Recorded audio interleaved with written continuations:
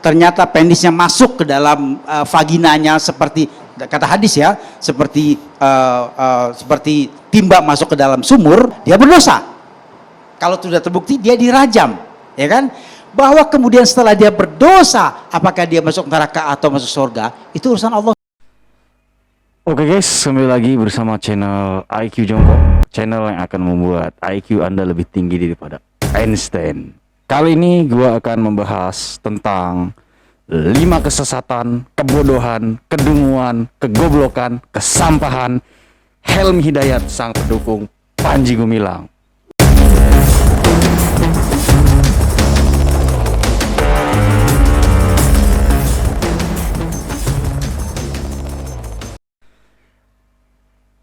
Setelah membahas di video konten pertama gua terkait tentang 5 kesesatan Panji Gumilang, konten hari ini gua akan membahas tentang antek-antek pendukung Panji Gumilang. Siapa lagi kalau bukan Helmy Hidayat sang dosen dungu. Oke teman-teman semua, gua mulai dari statement pertama, pertanyaan bodoh. Fakta pertama, pembelaan Helmy Hidayat tentang Panji Gumilang. Helmy Hidayat tidak setuju teman-teman kalau Panji Gumilang dibilang sesat. Kita lihat videonya. Saya orang pertama yang barangkali di Indonesia ini menyatakan prihatin, dan karena itu tidak setuju ada kata-kata sesat dan noda, agama ternoda. Pertama adalah, sebutlah misalnya, disebut berkali-kali oleh Kiai oleh Lapis bahwa Panji Gumilang itu sesat. Kalau implikasi sesat apa? Di dalam Islam, kalau orang sesat itu ad-dhalun, pasti masuk neraka. Yang menentukan orang masuk neraka itu cuma satu, pemilik neraka, Allah Subhanahu wa Ta'ala. Tidak ada satupun di antara kita yang hadir di sini, di luar sana, di Indonesia, di dunia ini yang berhak menyatakan seorang manusia sesat nanti di akhirat. Lah nasib kita aja belum jelas di akhirat nanti. Kenapa sekarang kita sudah melakukan justifikasi kepada nasib orang di akhirat? Sesat itu biarkan Allah Subhanahu wa Ta'ala yang menentukan, bukan kita. Itu dia guys, Helmy Hidayat mengatakan bahwa dia tidak setuju kalau ada orang mengatakan Panji Gumilang adalah orang yang sesat ataupun ternoda. Kenapa? Karena beliau adalah orang yang dungu. Panji Gumilang bodoh, Helmy Hidayat dungu. Kita lihat apa tanggapan dari Majelis Ulama Indonesia MUI Kiai Nafis Cholil Nafis tentang terkait kesesatan yang dilakukan oleh Panji Gumilang dan statement dari si dungu tersebut. Kemudian kalau mengatakan tidak ada yang berhak untuk kita mengatakan sesat. Kita udah dalam Fatihah sering mengatakan ghairil maghdubi alaihim waladdallin, itu sesat. Jadi beda dengan cara berpikir filosofis dengan berpikir tentang hukum. Dan kita ketika menghukum bukan berarti kita suci, tapi Allah sudah memberi ketentuan.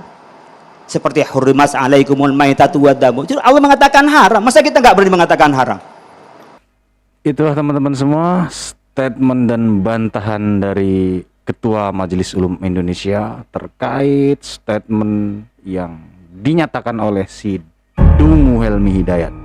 Oke, fakta yang kedua adalah tentang Allah dan penistaan agama, bahwa agama tidak bisa dinistakan. Kita cek statement si dungu ini.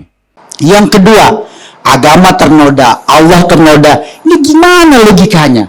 Kok Allah bisa ternoda gitu loh? Allah itu kan maha tinggi. Subhanallah. Allah berfirman saja malaikat pingsan. Hanya Jibril yang mampu mendengar firmannya. Tiba-tiba kita anggap ternoda. Ya kalau Allah ternoda, dia ternoda, Allah suruh datang ke Polda Metro Jaya aja bikin laporan. Menurut gua ini adalah kedunguan yang hakiki, ketololan yang hakiki. Allah maha tinggi, Allah tidak bisa ternoda. Ketika Allah ternoda, Allah suruh lapor sendiri guys ke Polda Metro Jaya. Keren. Kalau ada hal seperti ini adalah sampah. Next guys, kita lanjut ke pernyataan ketiga. Ketika saya Panji bilang sholat dengan distancing ya, laki dan perempuan berjarak, dia dianggap menyimpang. Menyimpang dari apa? Saya katakan, kalau dia itu menyimpang karena Nabi mengatakan sebaik-baik softnya laki-laki itu di depan, sebaik soft-softnya perempuan di belakang. Kemudian dia melakukan soft yang sama laki dan perempuan bahkan di depan perempuan, dia kan sudah menyimpang mas. Tapi ketika kesalahan tafsir dia pertahankan, kemudian tidak pernah ada ulama yang menyatakan kaidah tafsir tidak membenarkan, kita kan dari Nabi dan ulama. Ya. Itulah yang disebut kesesatan mas. Agama tidak bisa dinistakan. Kita cek. Karena itu ketika kita melakukan personifikasi pada Allah Subhanahu wa taala sampai mengatakan alternoda, agama ternista. Coba agama yang berisi nilai-nilai yang sangat tinggi, sangat luhur bisa ternista. Oh, kalau gitu kita menganut satu nilai-nilai yang bisa ternista dong.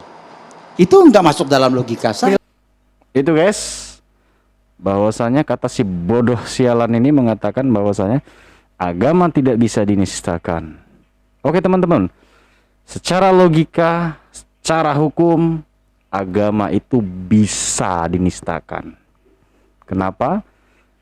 Karena yang bisa menistakan adalah orang-orang tertentu, oknum-oknum tertentu.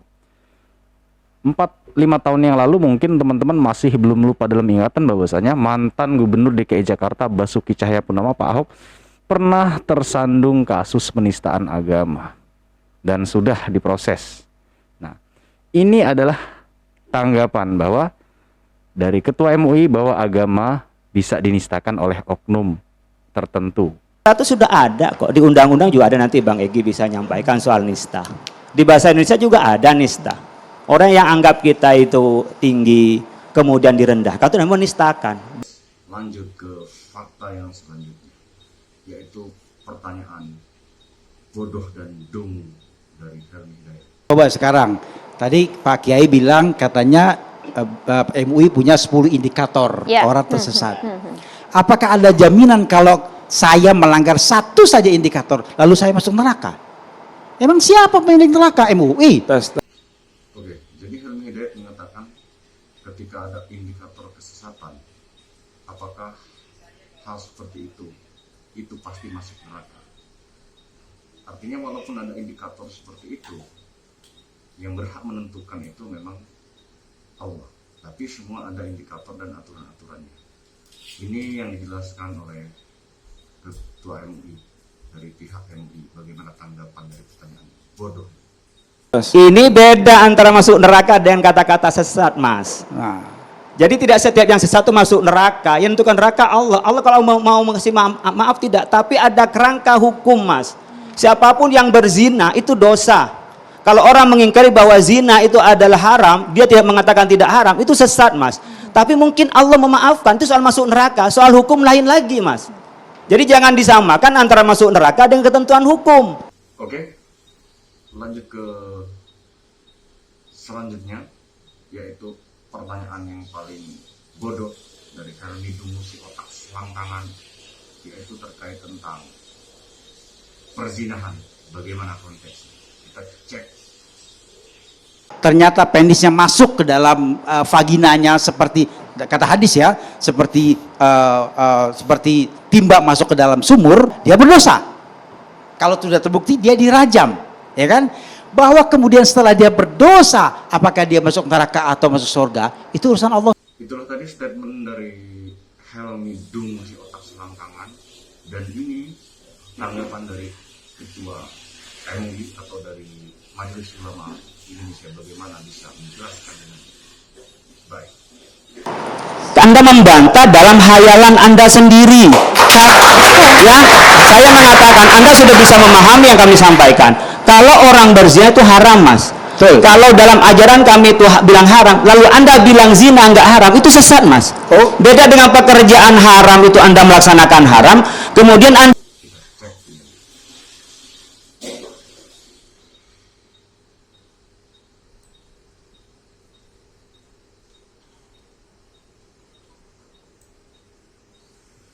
Oke teman-teman semua, itulah tadi fakta, kedunguan, kebodohan dari Helmi Hidayat, sang penganut atau junjungan dari Panji Gumilang.